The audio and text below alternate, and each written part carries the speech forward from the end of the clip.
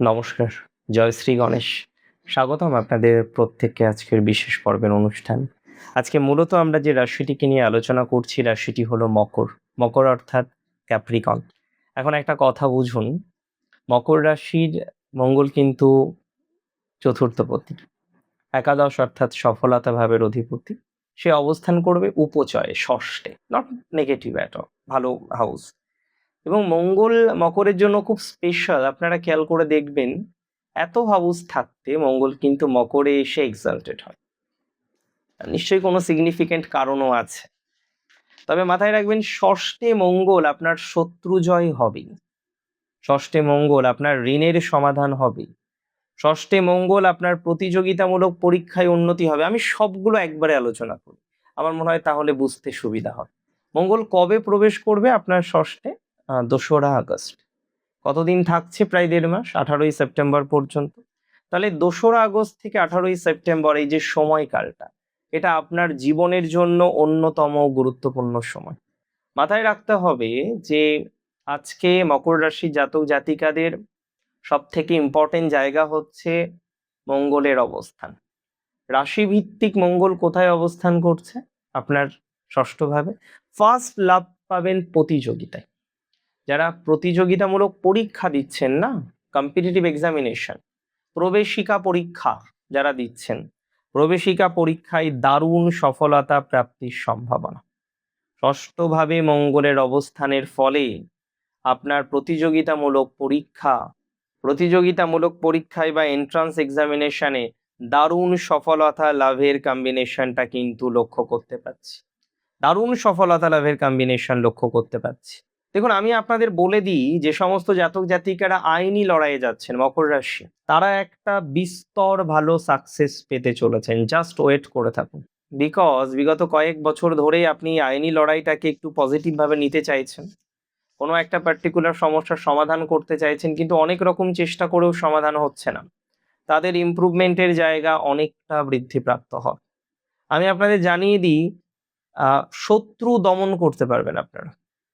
যাদের শত্রু বেশি, মকরের তো শত্রু অনেক হয়, তো শত্রু দমন করার মতো কম্বিনেশন আপনাদের আছে।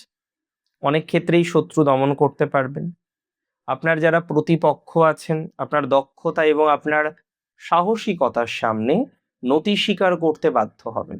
শত্রু তো প্রচুর আছে আপনার, কিন্তু এই শত্রুরা আপনার দক্ষতার সামনে তারা নতি স্বীকার করবে, আপনার দক্ষতার সামনে তারা মাথা নত করবে। এবং এটা কিন্তু 100% ট্রু। একাদশপতি ষষ্ঠে, এটা তো খুব সহজ ট্রানজিট নয়, খুব সফল ট্রানজিট।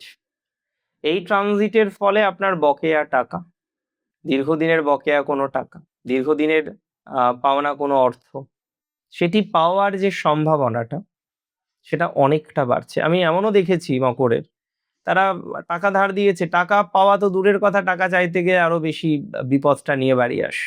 তো বহু মকর রাশি জাতক জাতিকারা রয়েছেন, তারা প্রচন্ড পরিমাণে ডিস্টারবেন্সের মধ্যে থাকেন, সমস্যার মধ্যে থাকেন, জটিলতার মধ্যে থাকেন।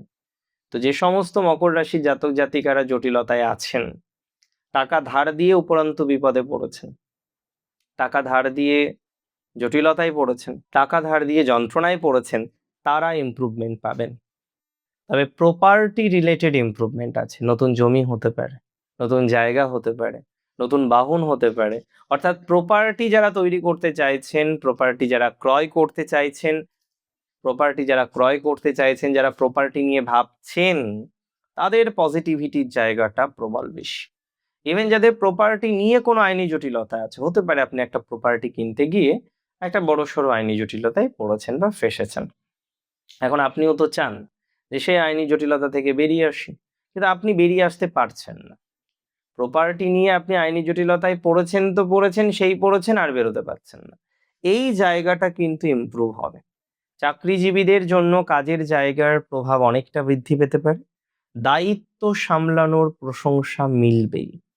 আপনি নতুন দায়িত্ব, নতুন রেসপন্সিবিলিটি নিয়ে এগোতে পারবেন। দায়িত্ব সামলানোর জন্য প্রশংসা বৃদ্ধির সম্ভাবনাটা প্রচুর পরিমাণে দেখতে পাচ্ছি, and that is for very sure. তবে মাথায় রাখবেন, আপনার স্বাস্থ্য সচেতনতা বৃদ্ধির যোগ। যারা হেলথ নিয়ে ভুগছিলেন, আজকে এটা, কালকে আরেকটা, পরশু আরেকটা, তরশু আরেকটা, এরকম ভাবে হেলথ নিয়ে আপনার বারবার বারবার ডিস্টারবেন্স আসছিল তো। তো যারা আজকে হেলথ নিয়ে ভুগছেন, যারা আজকে হেলথ নিয়ে ডিস্টারবেন্সের মধ্যে আছেন, তাদের হেলথ নিয়ে পজিটিভিটির জায়গাটা 100% আসতে চলেছে। হেলথ নিয়ে অতটা দুশ্চিন্তা করার কোনো দরকার নেই। ইভেন যারা বারবার বারবার চিন্তিত হয়ে যাচ্ছেন, বিভিন্ন রকম ভাবে হেল্প নিচ্ছেন, এটা ঠিক, হেলথ নিয়ে ডিস্টারবেন্সের মধ্যে আছেন, এটা ঠিক, সেই ডিস্টারবেন্স অনেকটাই মিনিমাইজ হবে। অফিসে কিন্তু নতুন প্রজেক্টের দায়িত্ব আপনার ঘাড়ে আসবে, সফল নেতৃত্বের স্বীকৃতি পাবেন আপনারা। তবে দেখুন, সময়টাকে 3টে ভাগে ভাগ করি চলুন। মৃগশিরাতে মঙ্গল, আদ্রাতে মঙ্গল, আর পুনর্বসুতে মঙ্গল। মৃগশিরাতে যখন মঙ্গল থাকবে, মানে ওই 12ই আগস্ট পর্যন্ত, 2রা আগস্ট থেকে, প্রপার্টি সংক্রান্ত বা ব্যবসায়িক আইনি কোনো বিরোধে আপনার পক্ষে সিদ্ধান্ত আসতে পারে, আইনি জটিলতার সমাধান। এই সময় নিজের পরিশ্রম এবং যোগ্যতার জোরে বকেয়া টাকা আদায় করতে পারবেন আপনি। এই সময় আপনার পরিশ্রম এবং বুদ্ধির জোরে, অবশ্যই বুদ্ধিং যস্য বলং তস্য, কিন্তু পরিশ্রমটা ইম্পর্টেন্ট, হার্ড ওয়ার্কিংটা important, no substitute for hard work. আর এই সময় আপনিও আপনার হার্ড ওয়ার্ক দিয়ে অনেকটা অগ্রগতি করতে পারবেন, এই শিওরিটিটা দিলাম। তবে আদ্রা নক্ষত্রে যখনই মঙ্গল যাবে, অপ্রত্যাশিত কোনো সোর্স থেকে বা অনলাইনের মাধ্যমে কোনো বিতর্ক বা প্রতিযোগিতা থেকে বড় অঙ্কের লাভ মিলবে। যখনই দেখবেন আপনি 12ই আগস্ট থেকে 2রা সেপ্টেম্বর অপ্রত্যাশিত কোনো সোর্স থেকে টাকা আসছে, যেখান থেকে আসার কথা ছিল না। একটা MLM-এ যুক্ত হয়েছিলেন বা একটা মার্কেটিংয়ে যুক্ত হয়েছিলেন, আপনিও জানেন সেখান থেকে টাকা আসার কোনো সম্ভাবনা ছিল না, কিন্তু আমি মনে করি সেই জায়গা থেকে এবার আপনার অর্থ আসবে, সেই জায়গা থেকে আপনার এবার টাকা আসবে। এবং শত্রু যারা আছে, আজকে শত্রু তো সবার থাকে, শত্রুকে দমন করতে পারবেন। শত্রুকে দমন করা, শত্রুর গোপন প্ল্যানটাকে বুঝে যাওয়া, এই যে ভাইবসটা, এটার সম্ভাবনা কিন্তু প্রবল। শত্রু দমন করার সম্ভাবনাটা প্রবলভাবে লক্ষ্য করতে পারছি। শত্রুদের প্ল্যান ধরে নিয়ে নিজের স্বার্থে ব্যবহার করতে পারবেন। মানে শত্রুকে দিয়েই, মানে ওই হয় না, কাটা দিয়ে কাটা তোলা, একটা প্রবাদ আছে বা একটা কথা প্রচলিত বাংলায়, সেটা করতে পারবেন। তবে 2রা সেপ্টেম্বর থেকে 18ই সেপ্টেম্বর সিনিয়র সহকর্মী, প্রফেশনাল পার্টনারদের গাইডেন্সে কর্মক্ষেত্রে বড় ধরনের অগ্রগতি হবে আপনার। সামাজিক প্রতিষ্ঠা দেখবেন বাড়বে, কাজের সূত্রে শুভ সংযোগের সৃষ্টি হবে আপনার। এই সময়ে কি কি করবেন না জানেন? ফার্স্ট বলি, অযথা বিরোধের মধ্যে যাবেন না। কেউ কিছু বললো, কাঠি করলো, করতেই পারে, কোনো কথা বলতেই পারে, অযথা কোনো বিরোধের মধ্যে যাবেন না, অযথা কোনো তর্কের মধ্যে যাবেন না। যে যা বলছে ঠিক আছে, হেরে পথ বাইতে হবে আপনার এই মুহূর্তে।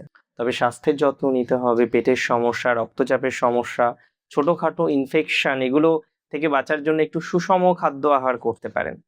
নতুন ঋণ নেওয়াটা আপনার জন্য রিস্কি, তবে ঋণ পেয়ে যাবেন, মানে বিষয়টা এমন, সহজে ঋণ পাবেন, কিন্তু ঋণ নেওয়া দরকার নেই বা প্রয়োজন নেই। আমি বলবো যে এমার্জেন্সির যদি না থাকে যে লোন নিতেই হবে, তাহলে ঋণ নেবেন না, সেটা বেটার। প্রতিদিন হনুমান চালিসা জপ করুন, শিবের দক্ষিণামূর্তির পুজো করুন রেগুলার বেসিসে। হনুমান চালিসা এবং শিবের দক্ষিণামূর্তির পুজো এবং সূর্য অর্ঘ্য প্রদান, এই 3টেকে অভ্যাস তৈরি করুন, হ্যাবিট তৈরি করুন, আরো ভালো থাকবেন। ভালো থাকুন আপনারা, সুস্থ থাকুন। জয় শ্রী গণেশ।